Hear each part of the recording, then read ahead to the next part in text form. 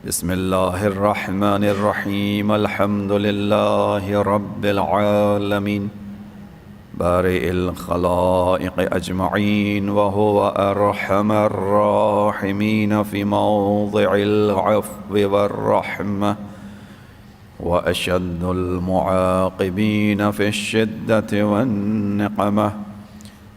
ثم الصلاة والسلام والتحية والإكرام على رسوله البشير النذير السراج المنير، مولانا ومولى الثقلين جد الحسنين أبي القاسم محمد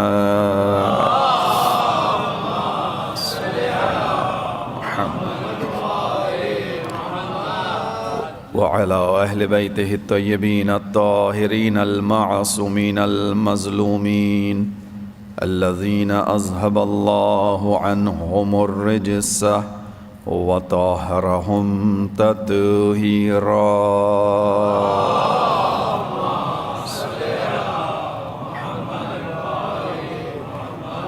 لا سيما بقية الله في العالمين، أرواح العالمين له الفداء. أما بعد، قال الله الحكيم في كتابه الكريم: بسم الله الرحمن الرحيم. اعلموا أن الله يحيي الأرض بعد موتها، قد بينا لكم الآيات لعلكم تعقلون. درود بھیجئے محمد وعلیہ وسلم.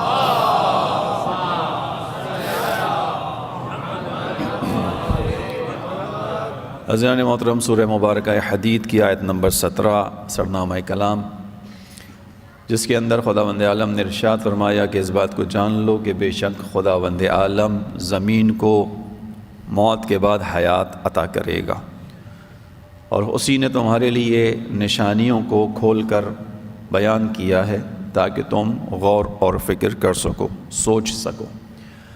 قرآن کریم کی دعوت مسلسل تدبر کی دعوت ہے، غور اور فکر کی دعوت ہے، سوچ و بچار کی دعوت ہے.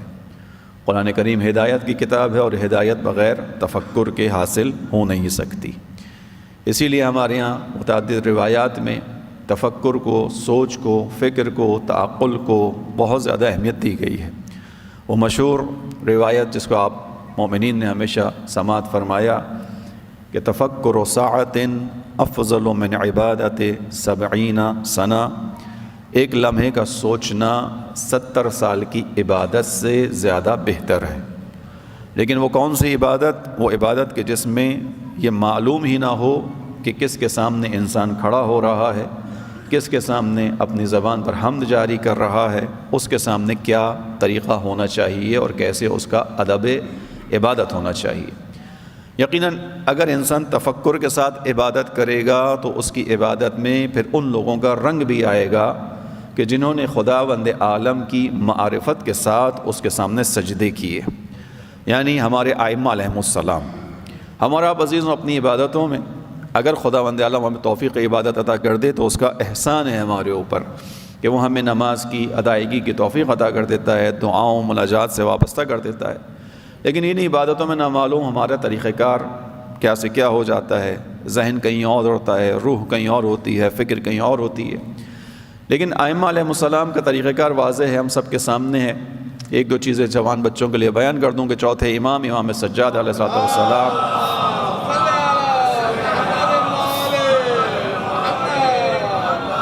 عبادت کر رہے ہیں، نماز کی حالت میں ہے. نماز کی حالت میں امام کی ابا سے رک گئی، کندھے سے نیچے گر گئی. اب جو ساتھ کھڑے ہوئے ہیں ان کی توجہ امام کی طرف ہے. جب نماز تمام ہوئی تو امام نے اپنی ابا کو درست کیا.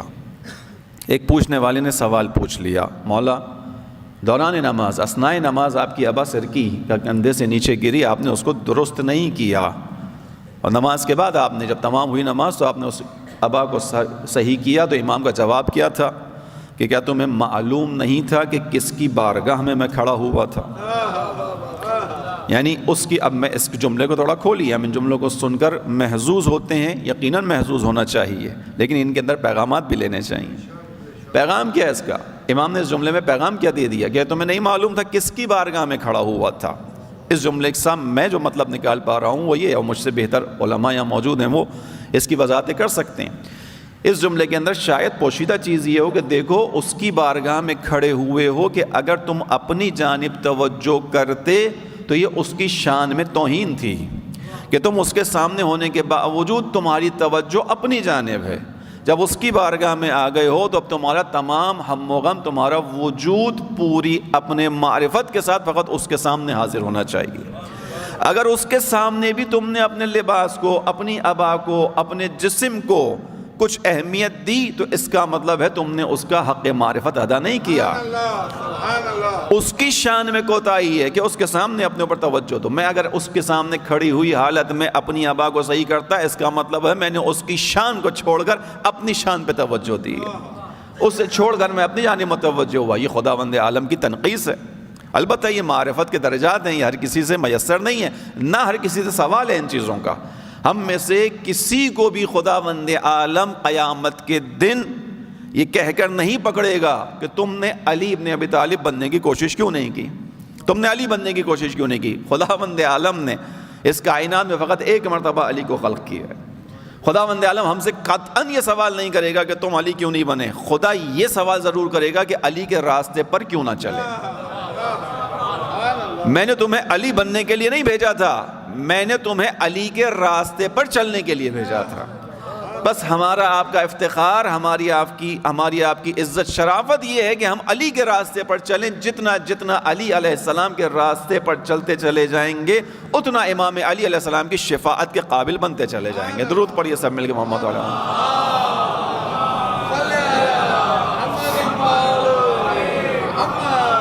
بس خداوند عالم نے اس چیز کو ہمارے سامنے رکھا عزیزوں۔ یہ جو ایام ہے جناب سیدہ سلام اللہ علیہا کی شہادت کی مناسبت کے ایام، اس میں ہم نے آپ کے سامنے 2 دن جو گزر گئے اس میں جو گفتگو کی، جناب سیدہ نے کن حالات میں قیام کیا، کیا جناب سیدہ کے حالات تھے، اس کے حوالے سے ہماری گفتگو۔ آج بھی سلسلہ کلام کو وہیں سے آگے بڑھاتے ہیں۔ اس سے پہلے جناب سیدہ سلام اللہ علیہا کی عظمت کے اعتراف کے لیے فقط 1-2 نکات۔ جناب سیدہ کو سیدۃ النساء العالمین بھی کہا گیا۔ ایک سائل نے چھٹے امام جعفر صادق علیہ السلام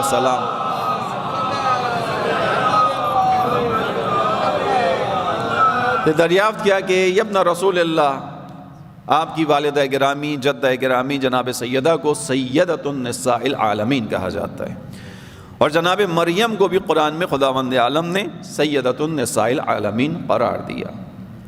آیا ان دونوں کا مرتبہ و مقام ایک ہی ہے یا الگ الگ ہے؟ امام صادق علیہ السلام نے ارشاد فرمایا کہ بے شک جناب مریم بھی سیدہ نساء العالمین ہے، اور ہماری دادی جناب فاطمہ زہرا بھی سیدۃ النساء العالمین ہے، مگر اس فرق کے ساتھ کہ مریم جب تک زندہ تھیں تو اپنے زمانے کی خواتین کے لیے سید و سرداری تھی، لیکن ہماری دادی فاطمہ زہرا اول آدم سے لے کر خاتم تک تمام خواتین کی سید و سردار۔ یہ ایک فرق ہے جناب سیدہ اور جناب مریم کی اس کے اندر۔ دوسری جناب مریم اور امام جناب فاطمہ زہرا سلام اللہ علیہا کی عظمت کافی حد تک مشترکات ہیں، اس عنوان سے فقط بیان کر رہا ہوں۔ جناب مریم کے بارے میں قرآن میں بیان ہوا کہ خداوند عالم نے جناب مریم کی کفالت کے لیے حضرت زکریہ کو مامور کیا، یعنی حضرت زکریہ کے نبی جب قرآن دازی کے ذریعے سے طے ہوا کون مریم کی کفالت کرے گا، قرآن ڈالا گیا، حضرت زکریہ کا نام نکلا۔ حضرت زکریہ نے کفالت کی، یعنی پرورش کی، تربیت کی۔ روایات معصومین میں یہ بیان ہوا کہ جناب فاطمہ زہرا وہ ہیں جن کی کفالت کو مستقیماً خداوند عالم نے خود انجام دیا ہے۔ جناب سیدہ کے لیے امام محمد تقی علیہ السلام کی ایک روایت موجود کہ جس میں بیان کیا گیا کہ جب جناب سیدہ حالت عبادت میں ہوتی تھی تو سلمان سے یہ واقعہ بیان کیا گیا ہے کہ جب سلمان آئے کسی کام سے، اب سلمان کا وہ مقام ہے کہ جناب سیدہ کے گھر میں اگر کسی کو آنے کی اجازت ہے تو وہ سلمان ہے، سلمان کی عظمت ہے۔ سلمان آئے، کسی کام سے آئے، دیکھا جناب سیدہ عبادت کر رہی ہیں اور چکی چل رہی ہے، چکی چل رہی ہے عبادت۔ سلمان کو تعجب ہوا، جانے کے بعد رسول اللہ سے بیان کیا، یا رسول اللہ عجیب منظر دیکھ کر آیا ہوں۔ سلمان کیا منظر دیکھ لیا؟ کہا جناب سیدہ کے گھر میں دیکھا جناب سیدہ محراب عبادت میں ہیں، عبادت میں مشغول ہیں اور چکی چل رہی ہے۔ خداوند رسول اللہ نے جواب دیا سلمان اس میں تعجب نہ کرو، فاطمہ زہرا کا خدا کی بارگاہ میں مقام بہت بلند ہے، فاطمہ زہرا خدا کی عبادت میں مستغرق رہتی ہیں، خداوند عالم نے ملائکہ کو ان کے گھر کے کاموں کی خدمت میں مامور کیا ہے۔ البتہ کوئی اس بات سے یہ ذہن میں نہ لے کے جائے کہ جناب سیدہ کے گھر کے سارے کام ملائکہ انجام دیتے تھے، یہ فقط مراتب کو دکھانے کی خاطر خدا نے کہیں کہیں کچھ کیا ہے۔ وَإِمَّا وہ روایت بھی ذہن میں رہنی چاہیے ہمارے ذہنوں کے اندر کہ جہاں جناب سیدہ نے جب جناب فضہ ان کو بے عنوان خادمہ میسر آئیں تو جناب فضہ کے ساتھ گھر کے کاموں کو تقسیم کیا، ایک دن گھر کے کاموں کی ذمہ داری فضہ کی ہے، ایک دن جناب فاطمہ کی ہے۔ فاطمہ زہرا ایسا نہیں ہے کہ گھر میں کام نہیں کرتے تھیں، کہیں کہیں خداوند عالم نے ان ہستیوں کے مراتب کو دکھایا ہے۔ اور جناب فاطمہ اور جناب مریم وہ ہستی کے جن کے لیے قرآن میں آیا حضرت زکریا نے کفالت کی، یہاں پر خداوند عالم نے حضرت فاطمہ کے لیے رسول اللہ جیسی آغوش رکھی، خاتم النبیین کو رکھا۔ اور ساتھ میں اسی قرآن میں بیان ہوا کہ جب کبھی حضرت زکریا آئے کلما دخل علیہ زکریا فی المحراب، جب بھی زکریا محراب میں آئے دیکھا کہ مریم کے سامنے ایک آمادہ دسترخوان موجود ہے، مریم کے سامنے غذائیں موجود ہیں۔ اب حضرت زکریا کو تعجب ہوا، قرآن کی آیات ہیں سورہ مریم میں بھی اور متعدد جگہوں پہ، یا مریم ان لکی ھذا، اے مریم یہ غذا کہاں سے آ گئی؟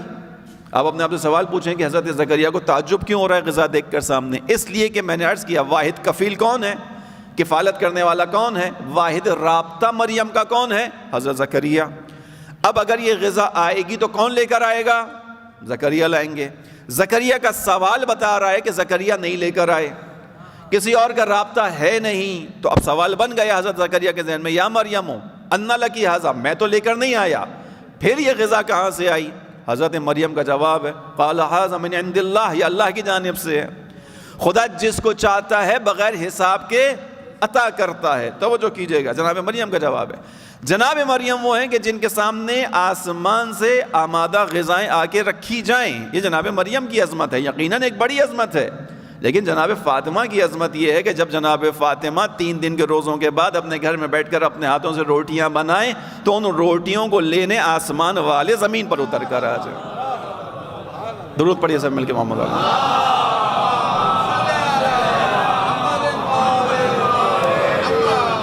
سورہ دہر کے اندر اسی بات کا اشارہ ہے وَيُطْعِمُونَ الطَّعَامَ عَلَىٰ حُبِّهِ مِسْكِينًا وَيَتِيمًا وَأَسِيرًا، یہ وہ گھرانہ ہے جو اللہ کی محبت میں مسکین و یتیم و اسیر کو اطعام کرتا ہے، یعنی آسمان والے فرشتے آسمان سے نازل ہوں جناب سیدہ کے گھر کا رزق لینے۔ عزیزوں ہمارے پاس تو بس جو کچھ ہے بغیر کسی تعصب بغیر کسی مبالغے کے وہ جناب فاطمہ زہرا کا عطا کردہ رزق ہے۔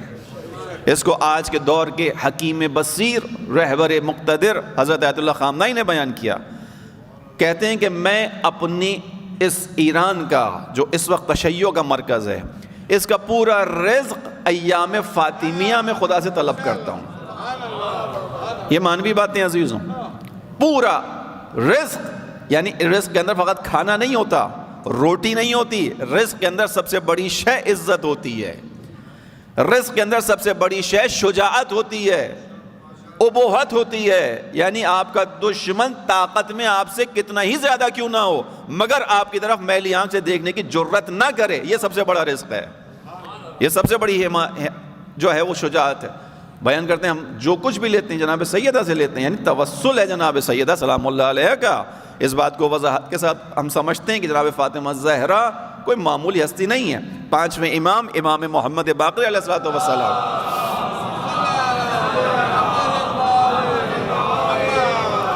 سے یہ حدیث نقل کی گئی ہے کہ جس میں امام نے ارشاد فرمایا کہ ہم اہل بیت علیہ السلام خداوند عالم کی حجت ہیں تمہارے اوپر، اور جب ہم خدا کی حجتوں کو خدا سے کوئی چیز طلب کرنی ہوتی ہے تو ہم جناب فاطمہ زہرا کو وسیلہ قرار دیتے ہیں۔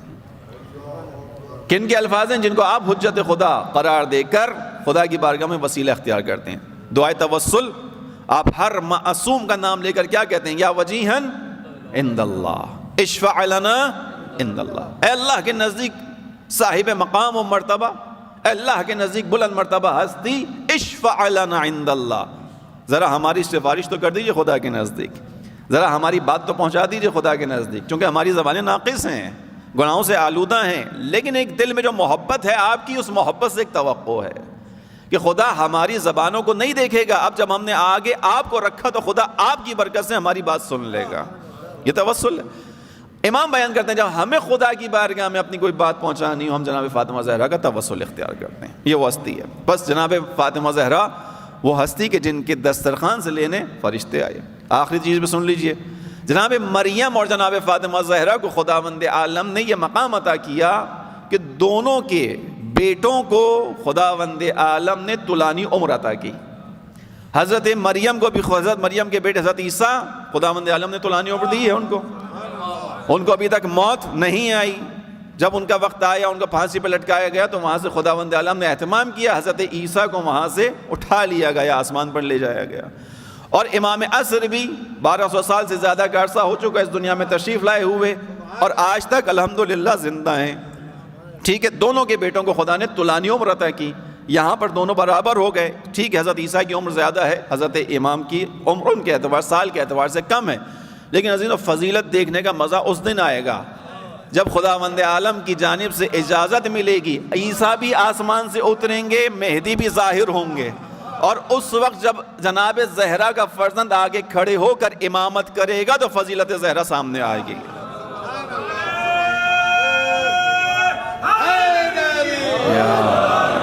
جناب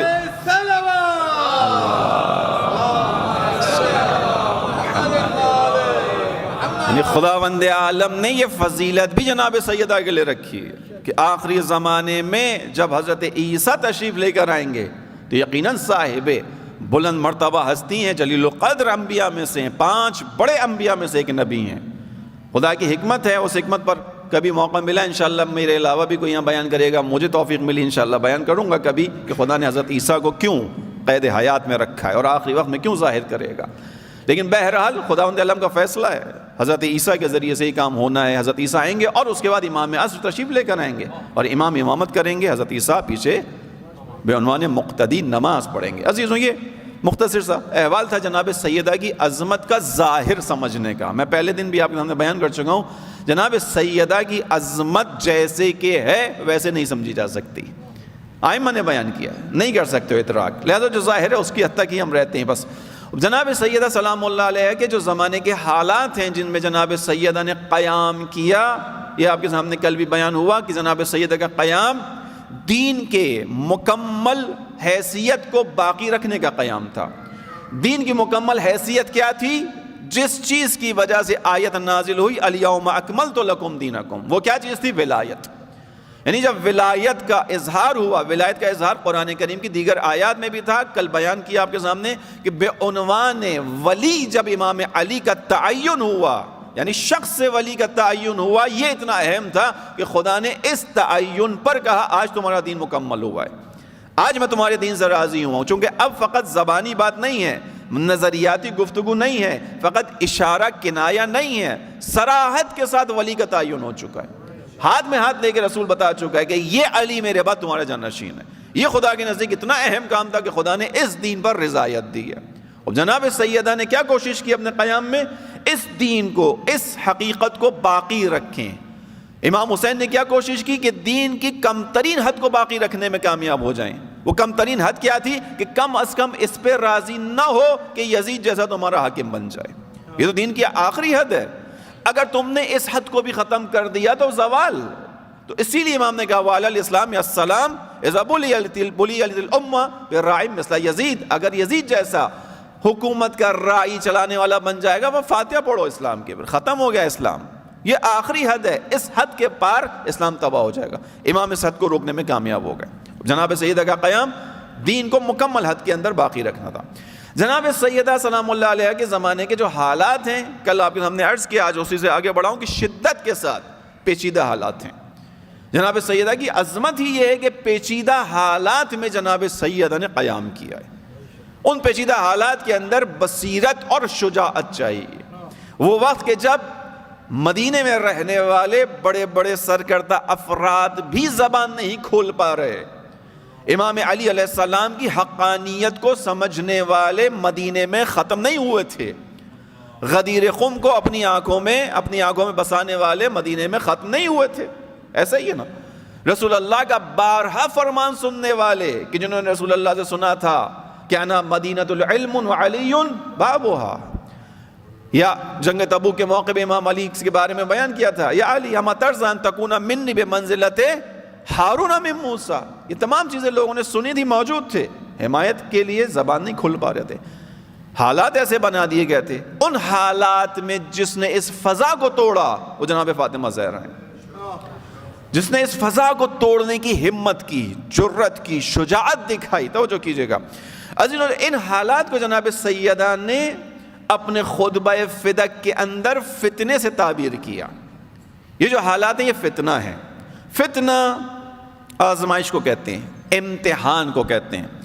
عربی میں ظاہراً جو اس کا معنی بیان کیا گیا لغت میں، جب آپ سونے کو کسی ظرف کے اندر، برتن کے اندر ڈالنے کے بعد اس کو آگ پر رکھتے ہیں اور آگ کا جب شعلہ اس برتن پر پڑتا ہے، سونا پگھلتا ہے، تو پگھلتے ہوئے جو سونے کی حالت ہوتی ہے یعنی خالص رہتا ہے اور اوپر اس کے جھاگ آنا شروع ہوتا ہے، اور اس کے بعد اس کے اندر تھوڑی سی اضطرابی کیفیت، سمجھانے کے لیے کہ کبھی کچھ حصہ ادھر جا رہا ہے کچھ حصہ ادھر جا رہا ہے، اس کی ایک کیفیت نہیں ہوتی.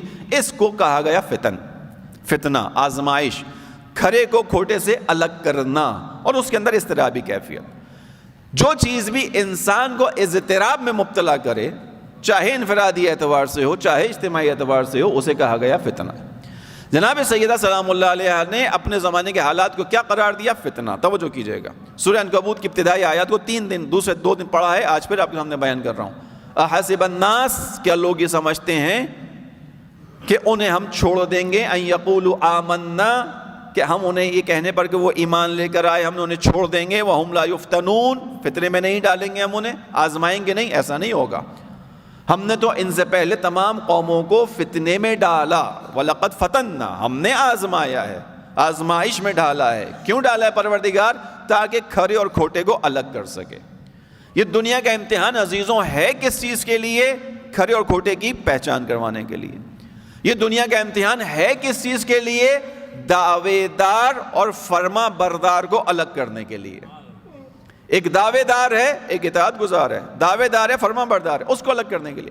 جناب سیدہ سلام اللہ علیہ کہہ رہی ہیں فتنے کا زمانہ تھا. جناب سیدہ نے خطبہ فدق میں استعمال کیا اس چیز کو، کہا کہ دیکھو ابھی اللہ کے رسول قبر میں آرام بھی نہ کر پائے. وَلَمَّا يُقْبَرُ الرَّسُولُ ابتداراً، تم نے کیا کام کیا؟ تم نے آنے کے بعد یہ کہا ابتداراً زعمتم من خوف الفتنہ، اس طرح کی آیت، تھوڑا سا وہ ہے جملہ ہے. جناب سیدہ نے بیان کیا کہ ابھی رسول اللہ کو قبر میں گئے ہوئے دیر نہ گزری تھی کہ تم نے یہ کہنے کے بعد کہ کہیں فتنہ برپا نہ ہو جائے، امت کسی مشکل امتحان میں آزمائش میں نہ پڑ جائے، تم نے کیا کیا؟ رسول کی جسد مطہر کو چھوڑ کر کسی اور کام میں لگ گئے. تم نے بظاہر جو عنوان لیا وہ یہ لیا کہ فتنہ برپا نہ ہو، ہم فتنے سے امت کو بچانے کی خاطر یہ کام کر رہے ہیں. آیت پڑھی جناب سیدہ نے سورہ توبہ کی آیت نمبر 49، الا فی الفتنۃ سقطوا، یہ تو حقیقت میں فتنے میں گر گئے. ان جہنم لمحیطۃ بالکافرین، اور بے شک جہنم نے کافروں کو گھیر لیا ہے. سورہ توبہ کی آیت نمبر 49 جناب سیدہ نے یہاں پہ استناد کیا اس آیت سے. آئیے اس آیت کا شان نزول دیکھ لیجئے، فتنے کو سمجھ لیجئے. یہ آیت جناب سیدہ نے پڑھی کہاں؟ دربار کے اندر. کب؟ جب فدق کا معاملہ حل کرنے گئیں، اسی خطبہ فدق کے اندر یہ چیز ہے. اب جناب سیدہ کہہ رہی ہیں دیکھو فتنے کا بہانہ کر کے تم نے فتنہ کر دیا. یہ کیا ہے؟ اس کو اگر اس کی شان نزول میں سمجھیے سورہ توبہ کی آیت نمبر 49. جنگ تبوک کا موقع آیا. اس جنگ تبوک کے موقع پر رسول اللہ نے لشکر کو جمع کیا. قبیلہ بنی سلیمہ کا سردار جد بن قیس رسول اللہ کی خدمت میں آیا. آنے کے بعد کہنے لگا کہ اللہ کے رسول، میں آپ سے اجازت چاہتا ہوں، رخصت چاہتا ہوں کہ آپ مجھے اس جنگ میں لے کر نہ جائیں. وَمِنْهُمْ مَنْ يَقُولُ اِذْنْ لِي وَلَا تَفْتِنِّي، سورہ اس کو بیان کیا گیا. وَمِنْهُمْ مَنْ يَقُولُ اِذْنْ لِي، ان میں سے ایک شخص آیا، اس نے آنے کے بعد کہا مجھے اجازت دیجئے، رخصت دیجئے، میرا ایکسکیوز قبول کیجئے. وَلَا تَفْتِنِّي، مجھے مشکل میں نہ ڈالیں، مجھے آزمائش میں نہ ڈالیں. یہاں تک کہ جملہ اس کا ہے. آگے پھر آیت ہے الا فی الفتنۃ سقطوا، یہ قرآن میں خدا نے جواب دیا. الا فی الفتنۃ سقطوا، یہ جس چیز سے کہہ رہا ہے کہ فتنے میں نہ ڈالیں، یہ تو فتنے میں پڑا ہوا ہے. یہ تو فتنے میں آزمائش میں ہے، اور کہتے ہیں مجھے فتنے میں نہ ڈالیں، الا فی الفتنۃ سقطوا ان جہنم لمحیطۃ بالکافرین، یہ پوری آیت ہے۔ شان نزول کیا ہے اس کی؟ جب آیا جنگ تبوک کے موقع پر، جنگ تبوک کس کے خلاف ہو رہی ہے؟ رومیوں کے خلاف، روم کے خلاف، اہل روم کے خلاف جنگ تبوک میں رسول اللہ جا رہے ہیں۔ اس نے آنے کے بعد یہ عذر پیش کیا کہ اللہ کے رسول میں جنگ میں نہیں جانا چاہتا، آپ مجھے اجازت دیجیے، رخصت دیجیے، میرا ایکسکیوز قبول کر لیجیے۔ کیوں نہیں جانا چاہتا؟ اس لیے نہیں جانا چاہتا، توجہ سنیے گا ذرا توجہ سے، اس لیے نہیں جانا چاہتا کہ یہ جنگ رومیوں کے خلاف ہے، رومیوں کے، عیسائیوں کے خلاف ہے، اور روم کے لوگ خوش شکل ہوتے ہیں، خوش قیافہ ہوتے ہیں، رومیوں کے اندر حسن پایا جاتا ہے۔ اب اگر میں لشکر اسلام کا حصہ بن کر اس جنگ میں جاؤں تو مبادا ایسا نہ ہو کہ میری نگاہ رومی خواتین پر پڑ جائے اور میرا ایمان ڈگمگا جائے۔ توجہ کیا؟ ایسا نہ ہو کہ میں روم کے خلاف جب جنگ لڑنے جاؤں تو میری نگاہ وہاں موجود رومی خواتین پر پڑ جائے۔ انسان کا نفس ضعیف ہے، میں ضعیف النفس ہوں، ایسا نہ ہو کہ رومی خواتین کا حسن مجھ پر غالب آ جائے اور میں کسی گناہ کا شکار بن جاؤں۔ لہذا ولا تفتنی، اللہ کے رسول مجھے اجازت دیجیے، مجھے معذور سمجھیے، میری معذرت قبول کیجیے، مجھے اس جنگ میں لے جا کے فتنے میں نہ ڈالیں۔ خدا نے جواب دیا، بدبخت تو خود فتنے میں پڑ چکا ہے۔ جب اللہ کا رسول تجھے دعوت دے رہا ہے، تیرا ایمان اتنا کمزور ہے کہ تو ایک خاتون کو دیکھ کر پیچھے ہٹ جائے گا، اللہ کے رسول کی وجاہت بھول کر خاتون کے حسن میں مبتلا ہو جائے گا۔ یہ کیسا ایمان ہے کہ جہاں رسول اللہ جیسا قمر منیر موجود ہو، اس کی موجودگی میں تو ایک لڑکی کے حسن میں مبتلا ہو جائے گا۔ یہ فتنہ ہے، توجہ کیجئے گا۔ اس نے بظاہر کیا چال چلی؟ بظاہر اس نے ایک حیلہ شرعی گھڑا، توجہ کیجئے گا۔ اس نے شریعت کے اندر سے ایک چیز کو نکالنے کی کوشش کی کہ میں چونکہ ضعیف ہوں، ایسا نہ ہو میری نگاہ نامحرم پر پڑ جائے اور اس نامحرم پر نگاہ پڑنے کی وجہ سے میں فتنے میں پڑ جاؤں، لہذا مجھے معذور رکھیں۔ خدا نے کہا نہیں، یہی فتنہ ہے، یہ تمہاری آزمائش ہے۔ توجہ کیجئے گا۔ اب جناب سیدہ کا استثناء سمجھ گئے کہ جس چیز کو تم فتنہ کہہ کر اس سے بچانے کی خاطر نکلے ہو، تمہارا اصل کام فتنہ ہے۔ درود پڑھیے سب مل کے محمد والے محمد۔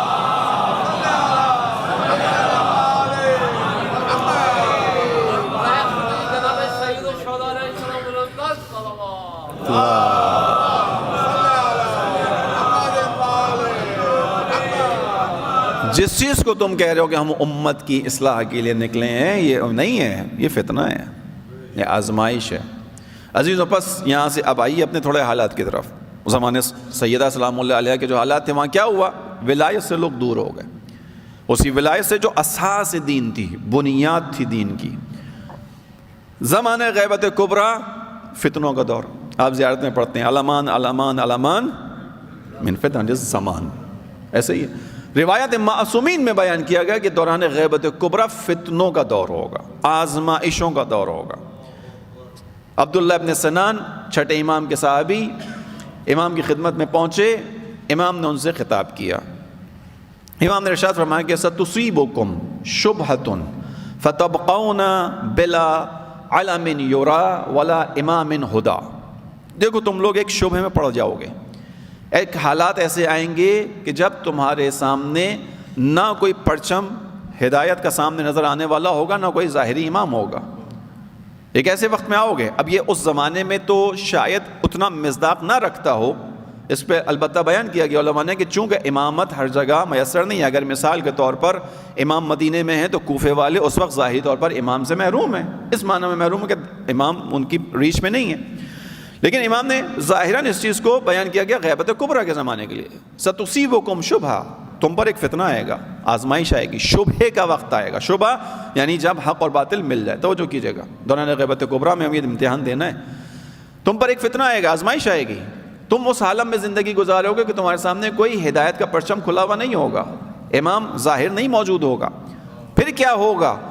فَلَا يَنْجُو مِنْهَا إِلَّا، اس میں سے نجات نہیں پائے گا سوائے اس کے من دعا بدعاء الغریق، کہ جو دعائے غریق سے متصل ہوگا۔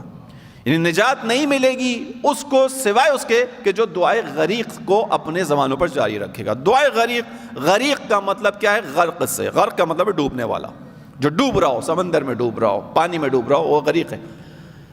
عبداللہ ابن سنان کہتے ہیں میں نے پوچھا یا مولایا فقلت لہو، میں نے پوچھا وہ کیسے ہے وہ دعا، اس کی ذرا تعلیم تو فرمائیے۔ امام نے کہا تقول، تم اس طرح کہا کرو، یا اللہ یا رحمان یا رحیم یا مقلب القلوب ثبت قلبی علی دینک، اے اللہ اے رحمان اے رحیم، اے دلوں کو پلٹانے والے، ثبت قلبی علی دینک، میرے دل کو اپنے دین پر ثابت قدم رکھنا۔ یہ امام کی سکھائی بھی دعا ہے جو آج کے دور میں ہمیں شدت سے پڑھنی چاہیے۔ یہ میں نے اس لیے بتایا کہ امام کا پہلے طریقہ سیکھ لیں، اس کے بعد اگلی باتیں آئیں گی فتنے کی۔ امام نے بیان کیا شبہات آئیں گے دین کے حوالے سے، نظریے کے حوالے سے، فکر کے اعتبار سے، عقیدے کے اعتبار سے، عمل کے اعتبار سے، اور یہ دوران اس کا زمانہ ہے، اسی کا زمانہ ہے۔ توجہ کیجیے گا، پہلی یہ امام کی چونکہ دعا ہے، اس کو برکتاً تبرکاً عرض کیا، اس کو ہم پڑھتے بھی ہیں، ہم نے پڑھنا بھی چاہیے چونکہ امام کا امر ہے، امام نے امر کیا ہے، یقیناً اس دعا کی اہمیت ہے، یا اللہ یا رحمان یا رحیم۔ عبداللہ ابن سنان کہتے ہیں اس کے اندر ایک ادب بھی سیکھ لیجئے، امامت سے آگے نہیں بڑھنا چاہیے، جو چیز امام نے جیسی دی ہے ویسی لینی چاہیے۔ عبداللہ ابن سنان کہتے ہیں میں نے امام کے سامنے اس دعا کو دوبارہ ریپیٹ کیا، جب امام نے کہا کہ ایسے پڑھو میں نے پڑھا، یا اللہ یا رحمان یا رحیم یا مقلب القلوب والابصار ثبت قلبی علی دینک۔ امام نے کیا بتایا تھا؟ مقلب القلوب ثبت قلبی علی دینک۔ عبداللہ ابن سنان کہتے ہیں میں نے پڑھ دیا یا مقلب القلوب والابصار، اے دلوں اور آنکھوں کو پلٹانے والے، میرے دل کو دین پر ثابت قدمی عطا فرما۔ امام نے ارشاد فرمایا عبداللہ بات صحیح ہے کہ خدا دلوں اور آنکھوں کا پلٹانے والا ہے، مگر دعا جیسے میں نے بتائی ہے ایسے پڑھو، ہمارے کلام پر کلام مت لے کر آؤ، توجہ کیجئے گا، ہمارے کلام پر کلام مت لے کر آؤ۔ ہاں تمہیں اپنی دعا خدا سے مانگنی ہے، جو چاہو مانگو، لیکن اگر کوئی دعا امام معصوم نے سکھائی تو جیسی سکھائی ویسی مانگو، لہذا تو ایسے میں نے بتایا ویسے کہو۔ اقول کیسے کہو؟ یا مقلب القلوب ثبت قلبی علی دینک، اے دلوں کو پلٹانے والے میرے دل کو ثابت قدمی عطا رکھ۔ بس عزیزوں، اگر امام کے کلام میں کوئی رد و بدل کرنا درست نہیں ہے تو امام کے فعل، امام کے مکتب میں بھی اپنی مرضی سے رد و بدل کرنا جائز نہیں ہے۔ اس کا مطلب پھر یہ میں نکالنا چاہوں گا کہ پھر امام کی تعلیمات میں بھی اپنے مزاج کو داخل کرنا خیانت ہے۔ پھر اس کا مطلب ہے ممبر پر بیٹھنے کے بعد مجھے وہ بیان کرنا چاہیے جو رضا امام ہو، میرے مزاج کا نام نہ ہو۔ پھر اس کا مطلب یہ کہ امام اگر دعا میں ایک جملے کو اضافہ کرنے کی اجازت نہیں دے رہے تو پھر کیسے کوئی ذاکر، خطیب، مولانا، عالم اپنے اوپر یہ حق رکھتا ہے کہ وہ امام کی تعلیمات کو اپنی جانب سے پیش کرنے کی صلاحیت پیدا کر لے؟ حق نہیں ہے کسی کے پاس۔ ہاں تعلیم کو اپنے الفاظ میں بیان کر سکتا ہے، تحریف نہیں کر سکتا۔ اگر امام علیہ السلام، اس لیے بیان کیا، اگر ائمہ علیہ السلام نے نماز کو دین کا ستون قرار دیا تو کسی کے پاس یہ حق موجود نہیں کہ اس نماز کی کسی بھی ذریعے سے توہین کرے۔ اگر چھٹے امام جعفر صادق علیہ السلام نے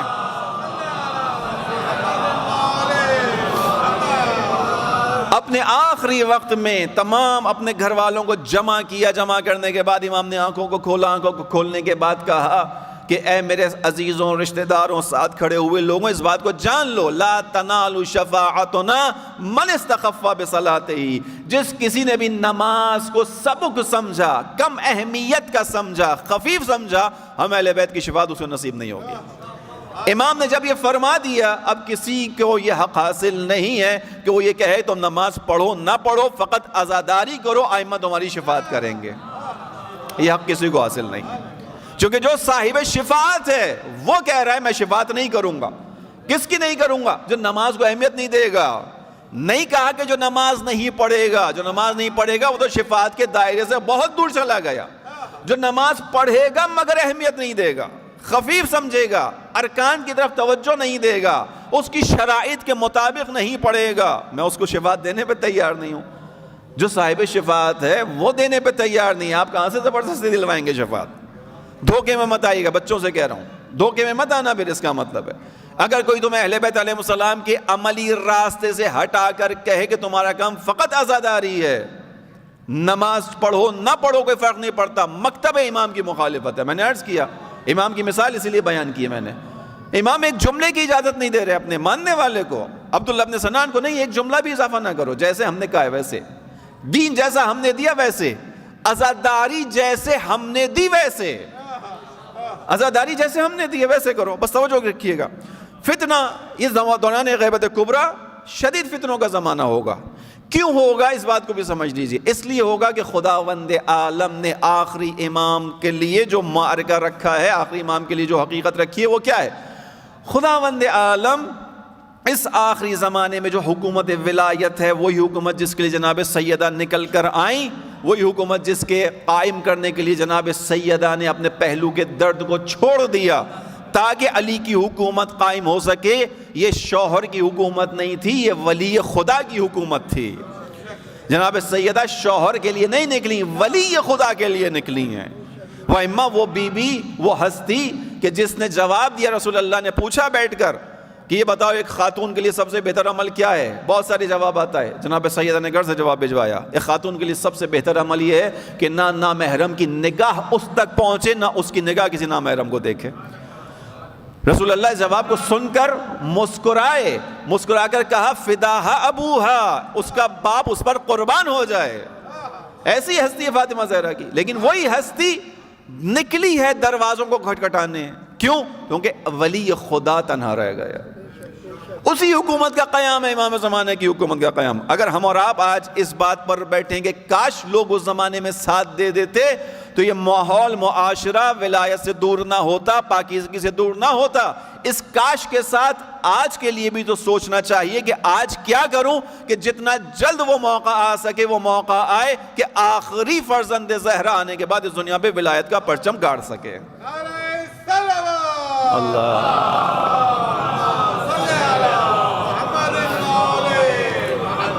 خدا کیوں فتنوں میں ڈالے گا؟ توجہ کیجئے گا. خدا نے آزمائش کا کہا ہے، بالکل کہا ہے.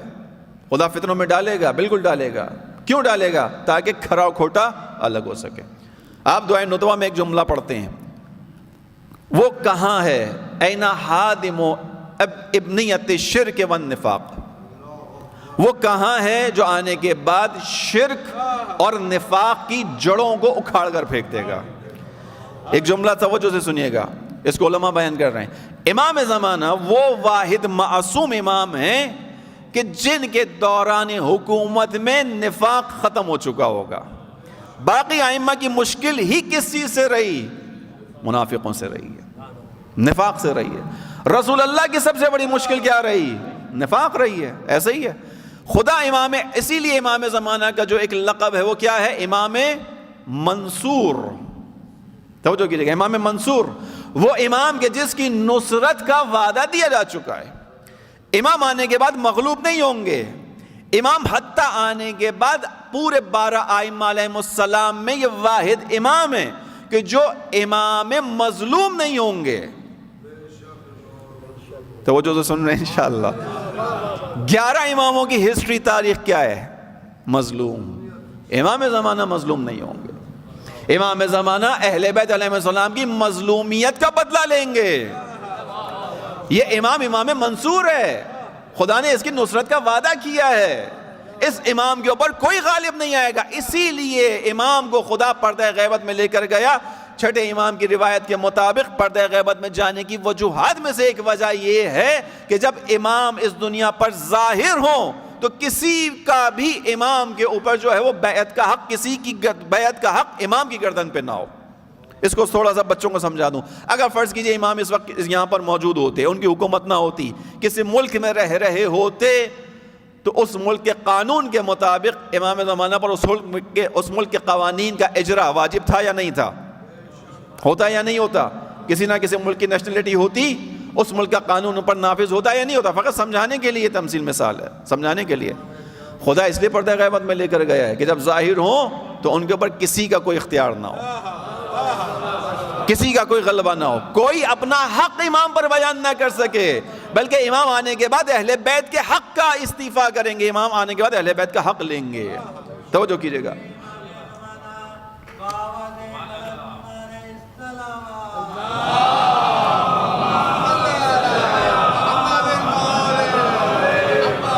لہذا یہ زمانہ فتنوں کا ہے، آزمائش کا ہے. کیوں؟ خدا کھرے کو کھوٹے سے الگ کرے گا. چھٹے امام نے کہا تم چھانے جاؤ گے. واللہ لتغربلن، واللہ امام نے قسم کہی، قسم بخدا تمہیں چھانا جائے گا. لَتُمَحَّصُنَّ، تمہیں ڈالا جائے گا مشکل میں. کوئی نہیں کہہ سکتا یہاں بیٹھے ہوئے افراد میں سے کہ مجھے اس امتحان میں نہیں آنا.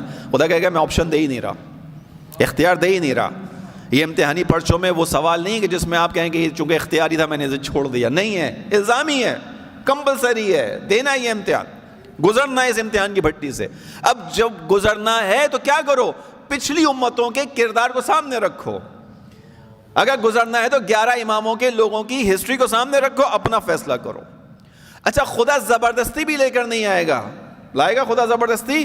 اگر لانے والا ہوتا تو ہر انسان کو ایسا بنا دیتا کہ خاص وقت معین پر ہر انسان سجدے کی حالت میں گر جاتا زمین پر. کر سکتا تھا خدا یا نہیں؟ فقط قدرت خدا پہ بات کر رہا ہوں. کر سکتا تھا یا نہیں؟ کر سکتا تھا. لیکن آیا خدا کا یہ فیصلہ ہے؟ اگر خدا نے یہ کام کرنا ہوتا تو وہاں کرتا جہاں ملائکہ کو کہا کہ سجدہ کرو، اور اس ایک ابلیس نے کہا نہیں کروں گا. تو خدا نے اگر زبردستی کا سجدہ کروانا تھا تو اس سے کروا دیتا، اس سے کروا دیتا تو معاملہ ہی ختم ہوتا، دنیا میں جھگڑا ہی نہ ہوتا، فساد ہی نہ ہوتا، فتنہ ہی نہ ہوتا.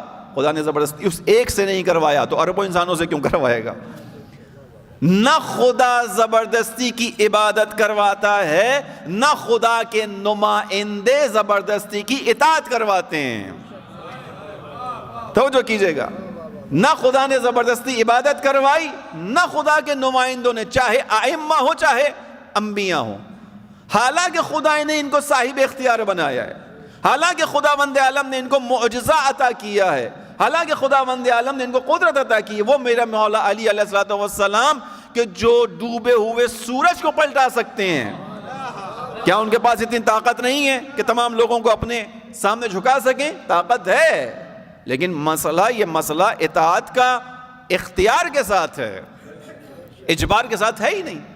خدا نے نہ عبادت اجباری لی نہ اطاعت اجباری ہے. آؤ اپنی عقل سے آؤ. اسی لیے خدا، میں نے عرض کی آپ کے سامنے، اسی لیے خدا قرآن میں کہہ رہا ہے غور کرو، فکر کرو، تدبر کرو، سوچو گے تو لازمی طور پر تمہیں اس کائنات کے اندر خدا کا پھیلا ہوا نظام ہدایت تمہاری ہدایت کرے گا، تمہیں خدا تک پہنچائے گا. اسی لیے امام حسین نے وہ جملہ دعائے عرفہ میں ہمارے لیے رکھ دیا کہ امیت عینون لا تراک، خدایا وہ آنکھ تو اندھی ہے جو تجھے نہیں دیکھ پا رہی. یعنی اس کائنات میں جہاں ہے تو ہے، جو ہے جلوہ تیرا ہے، تیرے علاوہ ہے کیا؟ اگر اس دنیا میں رہنے والی آنکھ ہر چیز کو دیکھ رہی ہے، تجھے نہیں دیکھ رہی، تو حقیقت میں وہ آنکھ بند ہے، وہ کھلی نہیں ہے. حقیقت میں پھر وہ آنکھ بند ہے. توجہ کیجئے گا عزیزوں، بس وہ وقت ہے دوران غیبت کبریٰ. خدا کیا چاہتا ہے؟ الگ کرنا ہے. خدا الگ کر رہا ہے عزیزوں، ہاں کرے گا. خدا پہ اعتراض کوئی نہیں کر سکتا.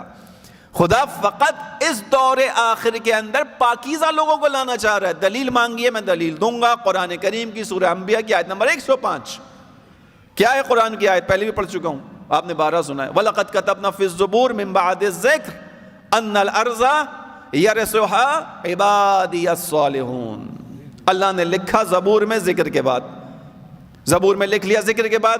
ذکر کے 2 معنی تفسیر کے اندر کیے گئے، تورات، اور ایک معنی تمام صحیفے آسمانی، جتنے بھی آسمانی صحیفے ہیں. یعنی ہم نے ہر ذکر کے بعد زبور میں لکھ لیا یعنی محکم کر لیا، ثابت کر دیا ایسا ہونا ہے. کیا ہے؟ ان الارض، بے شک پوری زمین، یرثھا، ورثے میں جائے گی، وارث بنیں گے اس کے. کون؟ عبادی الصالحون، میرے وہ بندے جو نیک ہوں گے، صالح ہوں گے. صالح یعنی جن کے دامن پر کوئی گرد و غبار نہیں ہوگا. توجہ کیجئے گا، نہ ان کے فکر میں انحراف ہوگا، نہ ان کے عقیدے میں سستی ہوگی، نہ ان کے عمل میں کوتاہی ہوگی. توجہ کیجئے، توجہ کیجئے. ہم سب اس سے گزر رہے ہیں. فیصلہ آپ کا ہے، آپ نے جانا ہے نہیں جانا ہے، فیصلہ آپ کیجئے. خدا زبردستی کسی کو لے کے نہیں آیا، ایسا ہی ہے، فیصلہ آپ کا ہے. خدا چھان رہا ہے عزیزوں، مجھے اور آپ کو چھان رہا ہے. خدا فقط صالحین کو پہنچائے گا. اس حکومت تک خدا کا ارادہ ہے. یہ حکومت بس ہو گئی ہے، اہل بیت علیہ السلام نے قربانیاں دے دی. اب اس آخری کے ذریعے جو حکومت قائم کرے گا فقط پاکیزہ لوگوں کے لیے کرے گا. یہ زمین پاکیزہ لوگوں کا میراث بنے گی. لہذا چھٹائی ہو رہی ہے. میں اور آپ اس چھٹائی میں آ رہے ہیں، میں اور آپ اس چھلنی میں چھن رہے ہیں. میرے اور آپ کے سامنے خداوند عالم نے حجتوں کو تمام کر دیا. یہ دوران امام صادق کی حدیث کی طرف پلٹوں، بس کیا ہوگا؟ شبہوں کا زمانہ ہوگا. شبہوں کا زمانہ ہوگا، یعنی شبہ پیدا کیے جائیں گے، شبہات پیدا کیے جائیں گے. کیسے پیدا کیے جائیں گے؟ کبھی بھی کسی مومن کو کسی گناہ کے ذریعے سے راستے سے نہیں ہٹایا جا سکے گا، یہ طے شدہ بات ہے۔ اگر کسی مومن کو کسی شبہے میں ڈالا جائے گا تو اسی بات کے ذریعے سے جو مومن کے لیے قابل قبول ہوگی۔ کل میں نے مسجد زرار کا تذکرہ اسی ذیل میں کیا تھا۔ مسجد ہی بنی تھی مسجد کے مقابلے میں، سوما نہیں بنا تھا، ٹھیک ہے، شراب خانہ نہیں بنا تھا، کوئی فاسد مرکز نہیں بنا تھا، مسجد کے مقابلے میں مسجد تھی۔ خدا نے خود قرآن میں مسجد ہی کا نام لیا، والذین اتخذوا مسجدا زرارا، کچھ لوگوں نے مسجد زرار کو بنایا، اختیار کیا، کیوں؟ تاکہ اس مسجد کے ذریعے سے نفاق کو پھیلا سکیں۔ مسجد کے مقابلے میں مسجد آئی تھی، ایسے ہی ہے۔ مومن کو راستے سے ہٹانے کے لیے کبھی بھی کسی گناہ کبیرہ کی دعوت نہیں دی جائے گی۔ مومن کے دل میں محبت اہل بیت ہے، جو سرمایہ ہے، جو سرمایہ ہے یا نہیں ہے؟ بلا شک و شبہ میں اگر آپ سب سے پوچھوں کہ آپ سب کا سب سے بڑا سرمایہ اس وقت کیا ہے، آپ بغیر کسی شبہ کے جواب دیں گے کہ محبت اہل بیت علیہ السلام۔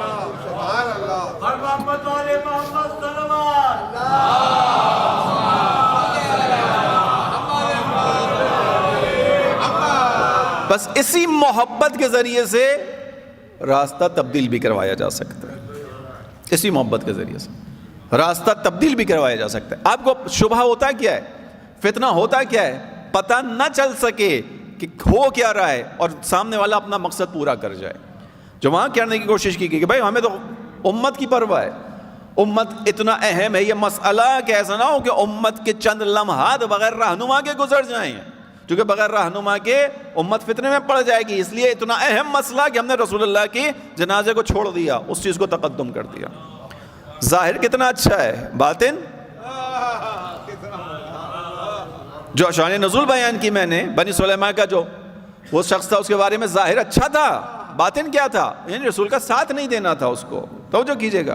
لہذا جو شبہ کرنے والے ہوں گے، فتنہ برپا کرنے والے ہوں گے، وہ اپنے ظاہر کے الفاظ کو ویسے ہی ادا کریں گے جیسے مومن قبول کریں گے، لیکن پیچھے مقصد کچھ اور ہوگا، پیچھے کچھ اور ہوگا۔ امام حسین علیہ السلام کی مجلس زمانے کے امام تک پہنچنے کا ذریعہ ہے۔ امام زمانہ کے انصار ناصرین کی تیاری فرش عزا پر ہوگی اور دنیا کے معاشروں نے کر لی۔ ایسے ہی کیا، میں نے کل مثال دی امام خمینی کی، جو کچھ ہے کس کی بدولت ہے؟ کربلا۔ جو کچھ ہے کس کی؟ اللہ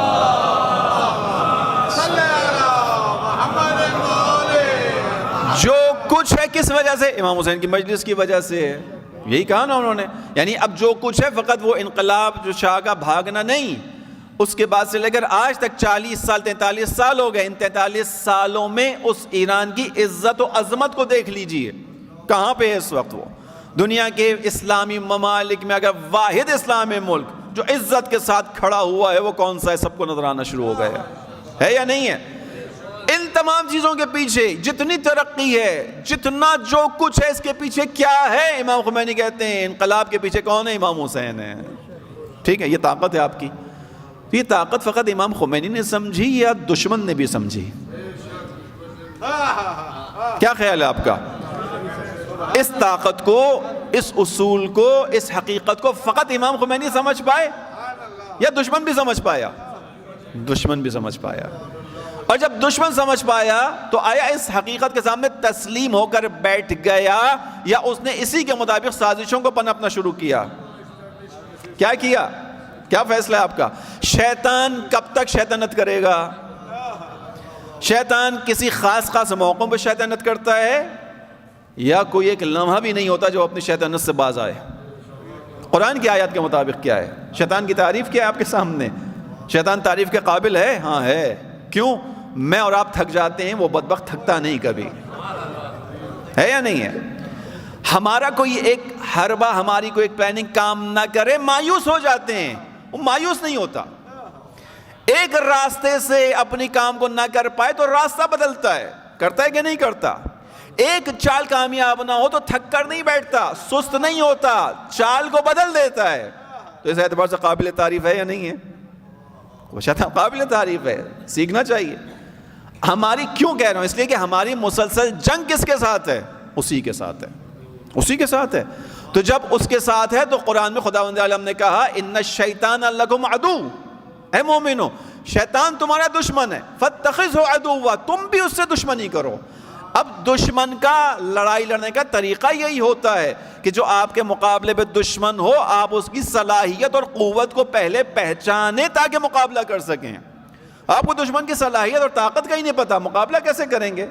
مثال کے طور پہ آج کے دور میں، آج کا جو دور ہے وہ جدید اسلحے کا دور ہے، جدید اسلحے کا دور ہے، لیزر کا دور ہے۔ اب دشمن کے مقابلے پہ چھوٹی سی پسٹل لے جائیں، کر لیں گے مقابلہ؟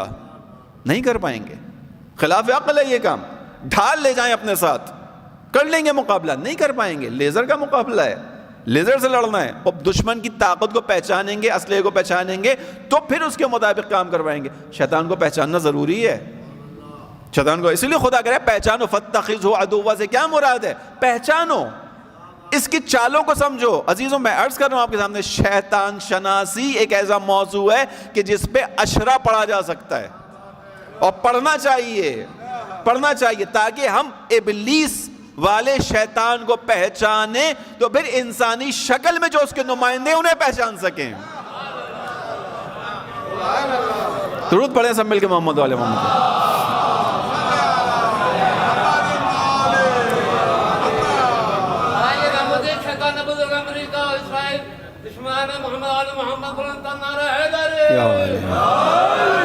اب توجہ کیجئے گا، ضرورت ہے یا نہیں اس موضوع کی؟ محسوس کر رہے ہیں آپ اس موضوع کی ضرورت کو یا نہیں؟ کب پڑھا گیا ہمارے یہاں؟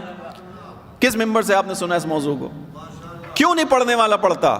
اس لیے کہ سامنے لوگ اس کو سنیں گے ہی نہیں، سمجھیں گے ہی نہیں اس موضوع کو۔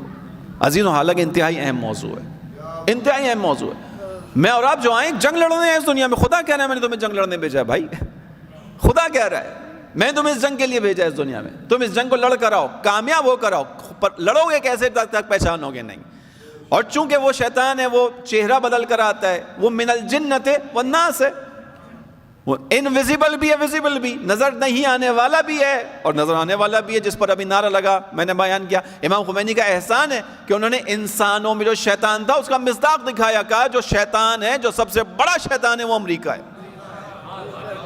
اس وقت لوگوں کی سمجھ میں نہیں آیا، بہت سے لوگوں نے کہا یہ نعرہ مار دیا انہوں نے، بہت سے لوگوں نے کہا اے دیکھو ان عالم دین کو کیا ہو گیا، یہ سیاست کے اندر آ گئے۔ آج دنیا پہچان گئی کہ واقعی اگر انسانوں میں کوئی شیطان ہے وہ امریکہ ہے۔ پہچان گئی نہیں پہچان گئی؟ اس وقت عزیزوں جو حقائق ہیں اس کے مطابق بیان کر رہا ہوں، اسرائیل کے اندر اب جو جنگ ہو رہی ہے، اسرائیلیوں سے زیادہ امریکنز بیٹھے ہوئے ہیں وہاں پہ۔ توجہ کیجئے گا، بس شبہ کی طرف بات آگئی، میں اپنی بات کو مکمل کر کے زحمت تمام کروں آپ کی۔ شبہ ہوگا، فتنہ ہوگا، پہچاننا ہوگا، مومنین کو کیسے ورغلایا بہکایا جائے گا، ان باتوں کے ذریعے سے جو مومنین کے نزدیک قابل قبول ہوں گی۔ اب آئیے تھوڑا سے موجودہ حالات کی طرف۔ عزیزوں فلسطین ہمارے مکتب کے اندر ایک انتہائی اہمیت کا حامل ملک ہے۔ مسجد اقصی اس کی اہمیت ہے ہمارے یہاں۔ میں سیاست کی طرف نہیں گیا، مجلس ہی پڑھ رہا ہوں، مجلس ہی پڑھ رہا ہوں آپ کے سامنے۔ مجلس کیا چیز ہے؟ تعلیمات اہل بیت علیہ السلام کا بیان۔ اب اگر روایات معصومین علیہ السلام میں قدس کو بعنوان ایک علامت بیان کیا گیا ہے اور کوئی اس پر بات کرے تو تعلیمات اہل بیت کا بیان ہے۔ آیا قدس کو بیان کیا گیا یا نہیں بیان کیا گیا؟ روایت معصومین میں بیان میں کیا گیا۔ عصر ظہور نامی کتاب آپ سب نے یقیناً دیکھی بھی ہوگی، پڑھی بھی ہوگی، اسے اب پڑھنے کا زمانہ زیادہ آ گیا ہے، پڑھنا چاہیے۔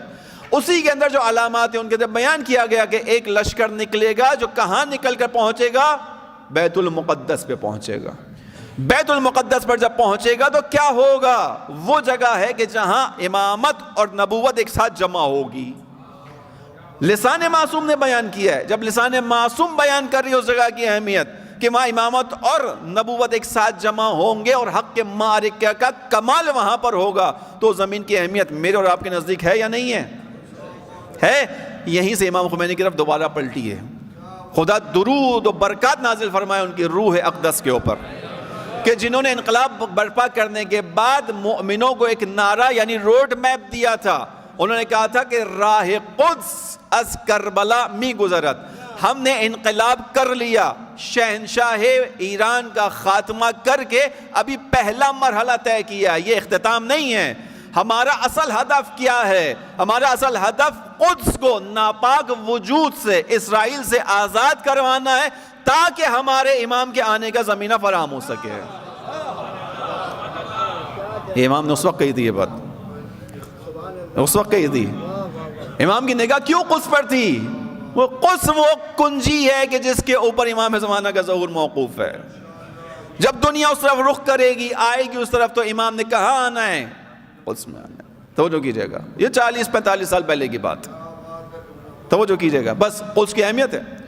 اب جو کچھ وہاں ہو رہا ہے، میں اب اس کی طرف آ رہا ہوں کہ آپ مومنوں کو اب شبہے میں ڈالے گا. اب میں معذرت چاہوں گا، ممکن ہے آپ کا ذہن کسی کی طرف چلا جائے.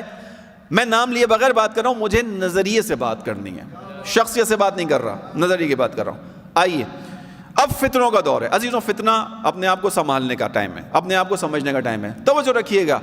وہ میری مثال آپ کے ذہن میں ہوگی جنگ صفین والی کے آنے والے نے کہا کہ مولا کیا کروں، آپ کا ساتھ دوں نہ دوں، چونکہ ادھر بھی اذان ہو رہی ہے ادھر بھی اذان ہو رہی ہے، ادھر بھی نماز ہوئی ادھر بھی نماز ہوئی. مشکل میں پڑ گئے. امام نے کیا کہا تھا؟ حق کو پہچانو. یعنی تم اب یہ دیکھو کہ کون سی بات درست ہے. اب میں آپ کے سامنے یہ بیان کرنا چاہوں گا، 10 منٹ میں اضافی لے لوں گا شاید، اس کی پیش کی معذرت آپ سب سے. عزیزوں، آپ کسی کہنے والے کی بات کو پہچانیں گے کیسے؟ بات سن کر ہی پہچانیں گے.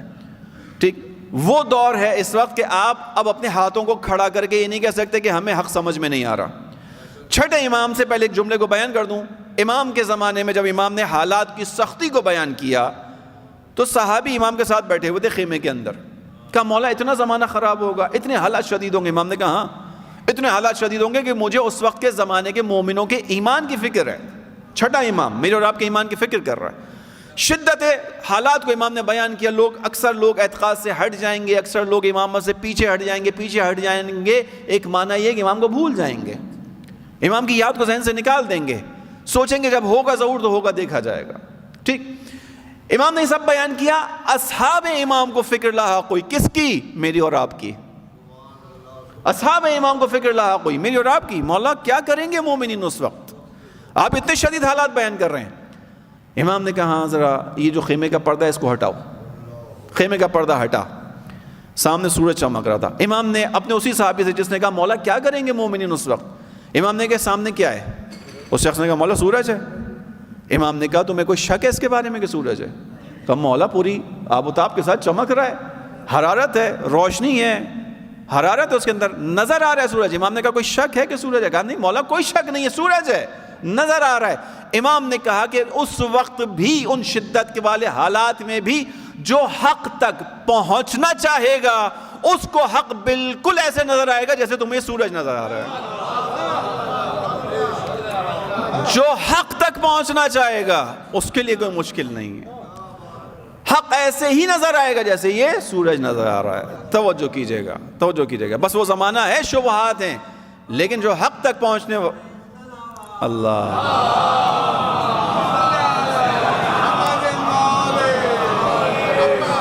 حق تک پہنچنے والے کے لیے حالات پوشیدہ نہیں ہیں. توجہ کیجئے گا. اب آ جائیے فلسطین میں جو کچھ ہوا، امام علی کا ماننے والا اس پر چپ نہیں رہ سکتا تھا، اس لیے کہ امام علی علیہ السلام کی واضح وصیت تھی. امام حسن و امام حسین علیہ السلام ان کے ذریعے سے ہم تک پہنچی ہے. کیا وصیت ہے؟ کونا للظالم خصما وللمظلوم اونا. اے میرے بیٹوں، ہمیشہ ظالم کے خلاف مظلوم کے حامی رہنا.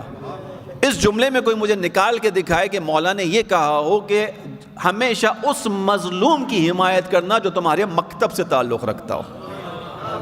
کوئی نکال کے دکھائے، کوئی نکال کے دکھائے کہ امام کے اس جملے میں کہیں یہ معنی آتا ہو کہ ہمیشہ اس مظلوم، پہلے دیکھ لینا کہ مسلمان ہے یا نہیں ہے. کہیں پہ بھی نہیں ہے. کونا للظالم خصما وللمظلوم اونا. میرے بچوں، جو بھی مظلوم ہو اس کا ساتھ دینا. ایسا ہی ہے یا نہیں ہے؟ ظالم کے خلاف رہنا، چاہے تمہارا ہم مکتب کیوں نہ ہو، چاہے مسلمان کیوں نہ ہو، چاہے تمہارا پڑوسی کیوں نہ ہو. توجہ کیجئے گا. ایک بات، اس وجہ سے فلسطین میں جو کچھ ہوا اس پہ شیعہ خاموش نہیں رہ سکتے تھے. شیعہ کیسے اتنے مظالم پہ خاموش رہتے ہیں؟ جو کربلا کے مصائب پر رونے والے ہوں. شیعوں سے زیادہ ان مصائب کو سمجھ کون سکتا ہے؟ کون سمجھ سکتا ہے؟ اس ماں کے درد کو جو اپنے بچے کو اس طرح سے ہاتھ میں اٹھا کے کھڑی ہے کہ آدھا بچہ فاسفورس بم سے جھلس چکا ہے، جس کا گوشت گل چکا ہے، اس بچے کے درد کو شیعوں سے زیادہ کون سمجھے گا؟ کیونکہ شیعہ اس درد کو کربلا سے سمجھتے ہیں. کربلا میں شیعوں کے سامنے امام حسین کربلا میں اپنے چھوٹے سے بچے کو ہاتھوں پہ اٹھائے کھڑے تھے اور آواز دی تھی، کاش تم کربلا میں ہوتے، کاش تم کربلا میں ہوتے. لیتکم فی یوم عاشوراء جمیعا تنظرونی، اے کاش اے شیعوں تم کربلا میں ہوتے، دیکھتے مجھ کو. مولا کیا دکھانا ہے؟ کیف استسقی لطفلی فابوا یرحمونی، میں اپنے بچے کو ہاتھ پہ اٹھا کر لایا تھا فقط 2 گھونٹ پانی پلانے کے لیے، مجھ پہ رحم نہ کھایا. امام نے یہ نہیں کہا علی اصغر پہ رحم نہیں کھایا، مجھ پہ رحم نہ کھایا. ایک باپ کی ہاتھوں پر بچے کو منقلب کر دیا. کون سمجھے گا شیعت کے سوائے اس درد کو عزیزوں؟ اب آپ نے جب اس درد کو سمجھا، آپ کی مساجد کے اندر دعائیں ہونا شروع ہوئیں. اب بعض لوگوں نے زبان کھولی کہ کیا ہو گیا ہے، یہ کیا ہے حماقت والی چیزیں، آپ کن لوگوں کے لیے دعا کر رہے ہیں؟ سنی تھی یہ بات؟ کن کے لیے دعا کر رہے ہیں بھائی؟ آپ ناصبیوں کے لیے دعا کر رہے ہیں. توجہ کیجئے گا، میں نے عرض کیا تھا کہ مومنوں کو وہ بات سنائی جائے گی جو مومنوں کے قابل قبول ہوگی. ایسا ہی ہے نا؟ یہ جو بات کی گئی کہ ناصبیوں کے لیے دعا کر رہے ہیں، ناصبی یعنی اہل بیت کا بغض رکھنے والا. اب اس بات کو مومن کا ذہن تھوڑا سا سوچے گا کہ یہ کیا کر رہا ہوں میں ایسا تو نہیں کر رہا ناصبی کے لیے حمایت میں آواز نکال رہا ہوں. ناصبی سے مومن کا کبھی بھی رشتہ استوار نہیں ہو سکتا. یہ میں اس ممبر سے بیٹھ کے کہہ رہا ہوں. اور ابھی آپ سب سے کہلوانا چاہوں گا کہ اس وقت بھی زمین کے اوپر جہاں کہیں بھی ناصبی یعنی اہل بیت سے بغض رکھنے والا، جہاں کہیں بھی ناصبی موجود ہے، خدا اسے بدترین عذاب سے دوچار فرمائے.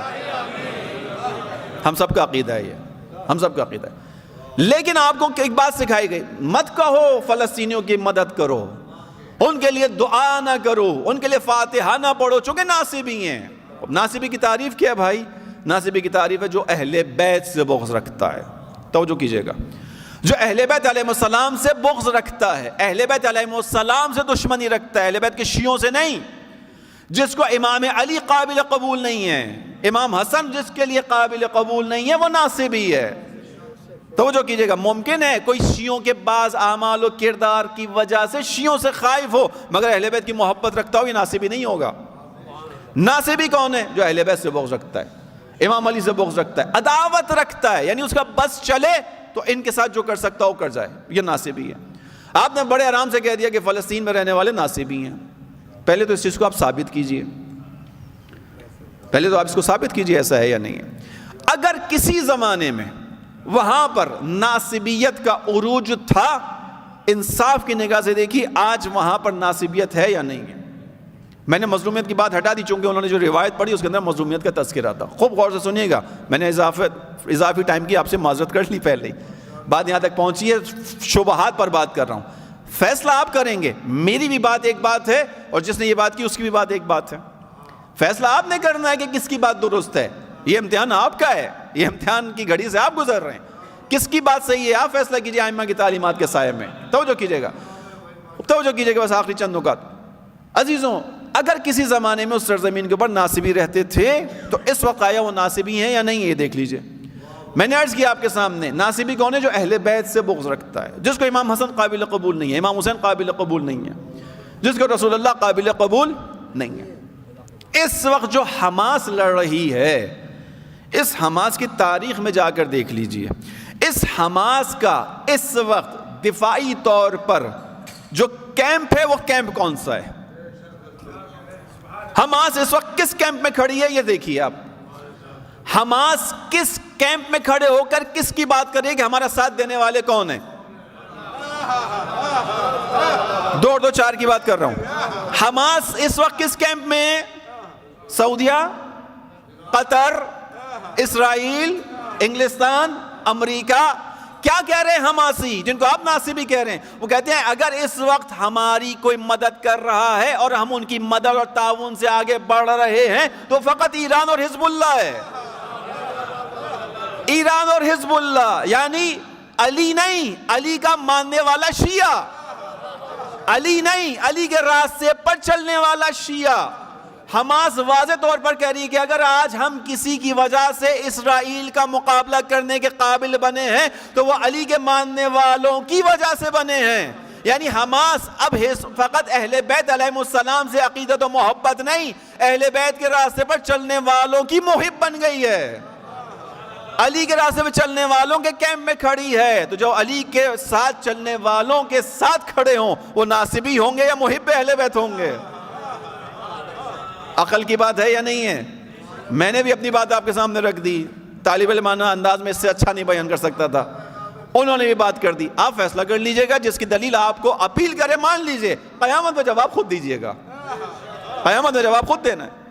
حماس شیعت کے ساتھ کھڑی ہے، واضح طور پر آنکھیں یقین کیجئے جو اس وقت ایران کا کردار ہے، اگر اس کے عشر عشیر بھی ترکی کا یا مصر کا کردار ہوتا، آپ اس وقت دنیا کے پروپیگنڈے کی زبان سے سن رہے ہوتے کہ فلسطینیوں کی حمایت کرنے والے یہ لوگ ہیں۔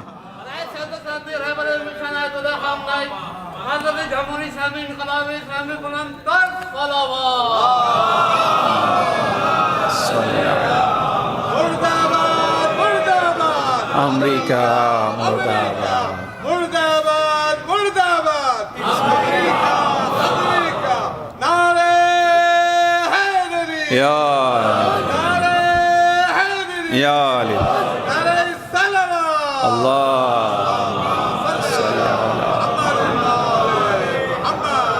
وہ واضح طور پر کہہ رہے ہیں کہ ہمارا یہ جنگ ہے، اس جنگ کے اندر ہم نے سرنگیں کھودی ہیں، ان سرنگوں کو کھودنے کا مشورہ اور اس کے مطابق جنگ کی تیاری کرنے کا مشورہ کس نے دیا؟ ابھی آپ نے سنا ہوگا حماس کے لیڈر نے کہا، کس نے دیا؟ دو لوگوں کا نام لیا، عماد مغنیہ شہید لبنان کا، حزب اللہ کا شہید، اور شہید قاسم سلیمانی۔ یعنی اس کا کیا مطلب ہے؟ اس کا مطلب ہے پوری جنگ لڑ کون رہا ہے؟ علی والے لڑ رہے ہیں، کیونکہ جب بھی کبھی یہودیوں سے مقابلہ ہوا تو علی والے ہی سامنے کھڑے رہے ہیں۔ اگر اس زمانے میں خیبر علی نے فتح کیا تو آج بھی یہ سرزمین علی والوں کے ذریعے سے ہی فتح کی جائے گی۔ بس توجہ کیجئے گا۔ اور جن کی سمجھ میں یہ دلیل بھی نہیں آئی ان کے سامنے ایک اور چھوٹی سی دلیل رکھ دیتا ہوں، بہت واضح سی دلیل، 2 اور 4 والی دلیل۔ وہ کون سی ہے؟ امام علی نے ایک معیار دیا، وہ معیار کیا ہے؟ توجہ کیجئے گا، امام نے ایک معیار دیا، اس معیار سے پہلے ہم اور آپ کون ہیں؟ مسلمان ہیں یا نہیں ہیں؟ الحمدللہ ہیں۔ اسرائیل مسلمانوں کا دشمن ہے یا نہیں ہے؟ کسی کو شک نہیں، ہم مسلمان ہیں۔ اسرائیل کون ہے؟ مسلمانوں کا دشمن، یعنی اگر اس کا بس چلے تو اپنی حکومت کو حاصل کرنے کے لیے اپنی جنگ کو پھیلاتا ہوا پاکستان میں آئے گا یا نہیں آئے گا؟ فیصلہ ہے، عقلی فیصلہ ہے نا ہم سب کا، آئے گا۔ نیل سے فرات تک کا نعرہ اس کا ہے، بالکل ہے، ٹھیک ہے، میں اور آپ مسلمان، پاکستان اسلامی ملک، اسرائیل کا اگر بس چل جائے پاکستان پر بھی حملہ کرے گا، یعنی اس کا مطلب ہے میرے اور آپ کا دشمن کون ہے یا نہیں ہے؟ مولا کا معیار لیتے ہوئے آگے بڑھ جائیں، جو پچھلی بات سمجھ نہیں آئی جن کو اس سے سمجھ میں آئے گی۔ مولا نے ایک معیار دیا کہ تمہارے دشمن کا دشمن تمہارا دوست ہوا کرتا ہے۔ اگر اسرائیل میرا دشمن ہے تو ابھی میرے دشمن کے مقابلے میں کون کھڑا ہے؟ حماس کھڑی ہے۔ مولا کے قول کے مطابق ہی صحیح، آؤ حماس کے لیے دعا کرو کہ چونکہ تمہارے دشمن کا دشمن تمہارا دوست ہے، تمہارے دشمن کا دشمن دوست ہے، اس دوست کی حمایت میں ہی ہاتھ اٹھا لو، اس دوست کی حمایت میں ایک چند کلمے بات کر لو۔ توجہ کیجئے گا، یہ فتنے کا دور ہے، بس بحث تمام کر دی، اس سے سمجھ کے نکلنا ہوگا، آپ کو نکلنا ہوگا۔ بیان کرنے والے میری طرح کے بھی آئیں گے، میرے علاوہ بھی آئیں گے، صاحبان امامہ بھی آئیں گے، خطیب بھی آئیں گے، ذاکر بھی آئیں گے، اہل قلم بھی آئیں گے، اہل کتاب بھی آئیں گے۔ توجہ کیجئے گا، فیصلہ آپ نے کرنا ہے، آپ نے سمجھنا ہے، امام کے لشکر تک آپ نے پہنچنا ہے، اپنے آپ کو کھرا آپ نے بنانا ہے، اپنی عقل کو آپ نے استعمال کرنا ہے۔ فتنے کے زمانے میں اگر انسان فتنے کو نہ سمجھ پائے، مصائب کے اندر آ گیا، تو پھر مصیبتیں کیسی پڑتی ہیں؟ پھر وہ دختر رسول کہ جس کو لیے رسول اللہ نے ارشاد فرمایا من آذاہ آذانی، فاطمہ مجھ سے وہ عظمت اور اہمیت رکھتی ہے کہ من آذاہ آذانی، جس نے اس کو اذیت دی اس نے مجھے اذیت دی۔ اس جملے میں رسول اللہ نے کہا کہ دیکھو اس کو اذیت مت دینا اگر تمہیں اللہ کے رسول سے محبت ہے تو، کیونکہ اس کی اذیت اس تک نہیں رہے گی، مجھ تک پہنچے گی، جس نے اس کو اذیت دی۔ بس میں اس جملے کو پلٹ کر ایک معنی میں کہہ دوں، یا رسول اللہ بس آپ کی بات کا مطلب مجھ جیسا حقیر یہ نکالے گا کہ جو تعزیانہ فاطمہ زہرا کے ہاتھ پر پڑا ہے اس کی شدت کو آپ نے بھی محسوس کیا ہے. من آزا آزانی، کیسے ممکن ہے اللہ کے رسول اس اذیت کو محسوس نہ کریں؟ اے مسلمانوں، کیا کیا تم نے؟ یہ قبر میں رسول اللہ کو اذیت میں ڈال دیا. اب اگر فاطمہ زہرا کا پہلو شکستہ ہوا ہے تو اس پہلو کی سختی رسول نے محسوس کیا قبر میں. من آزاہا آزانی، رسول اللہ بیان فرما کے گئے دنیا سے. عزیزوں، فاطمہ زہرا، اگر ان امت فتنوں کو نہ سمجھے تو فاطمہ زہرا پر اتنی بڑی مصیبتیں آ جاتی ہیں. بس وہ وقت آ گئے عزیزوں، جناب سیدہ کے آخری ایام آ گئے. اس مدینے میں علی اتنے غریب ہو گئے کہ فاطمہ زہرا نے پوچھا تھا، علی میں نے سنا ہے کوئی آپ کو سلام نہیں کرتا. میرے مولا نے پلٹ کر کہا تھا، زہرا کاش اتنا ہوتا، نوبت تو یہ آئی سلام میں کروں تو جواب نہیں دیتے. انہی حالات میں میرا مولا گھر میں آئے، دیکھا فاطمہ زہرا کھڑی ہوئی کام کر رہی ہیں. خوش ہوئے میرے مولا، کہا دختر رسول آج کیفیت بہتر لگتی ہے. میری جناب سیدہ نے جواب دیا، علی بس اب محسوس ہی ہوتا ہے کہ میرے جانے کا وقت آ گیا ہے، لہٰذا میں چاہتی ہوں جاتے جاتے آخری چند لمحات میں آپ کی اپنے بچوں کی خدمت کر جاؤں. عزیزوں، وہ وقت آیا جناب سیدہ سلام اللہ علیہ نے کہ اے علی اگر وقت ہو تھوڑی دیر بیٹھ جائیے. بس عزیزوں، مخصوص جملے آج کے بیان کروں، وصیت جناب سیدہ سلام اللہ علیہ کہ علی تھوڑا سا وقت دیجئے، تھوڑا بیٹھ جائیے. ایک عجیب جملہ جناب سیدہ نے کہا، علی تھوڑی دیر کے لیے زہرا کی بات سن لیجئے، کیونکہ اس کے بعد پھر زہرا کا کلام سننا نصیب نہیں ہوگا. اشرکم اللہ، خدا جانے اس جملے نے علی کے دل پر کیا کیا ہوگا. جناب سیدہ بیٹھ گئی، میرا مولا بیٹھ گیا.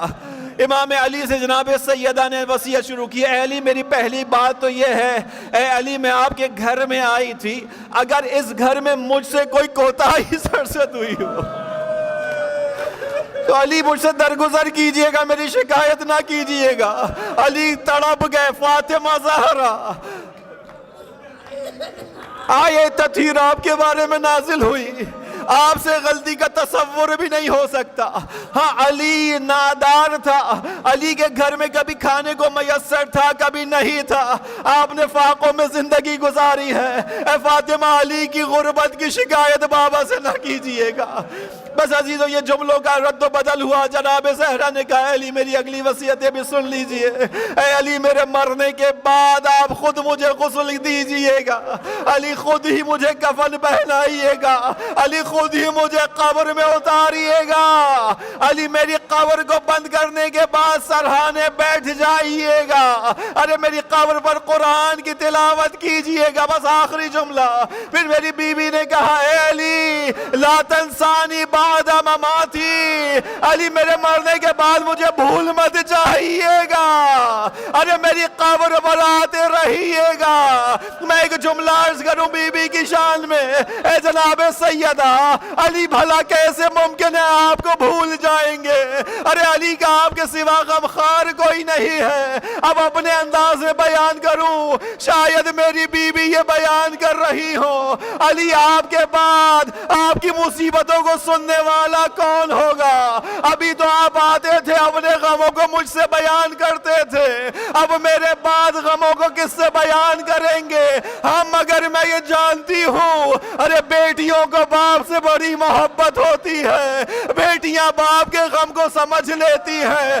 ایسا نہ ہو آپ کے مغموم چہرے کو دیکھ کر ارے زینب آپ کے پاس آئے، آپ اپنے غموں کو زینب سے بیان کریں. علی زینب چھوٹی ہے، ارے آپ آ کر اپنے غموں کو مجھ سے بیان کیجئے گا. زینب نے حسین کے غموں کو برداشت کرنا ہے، زینب نے بڑے غموں کو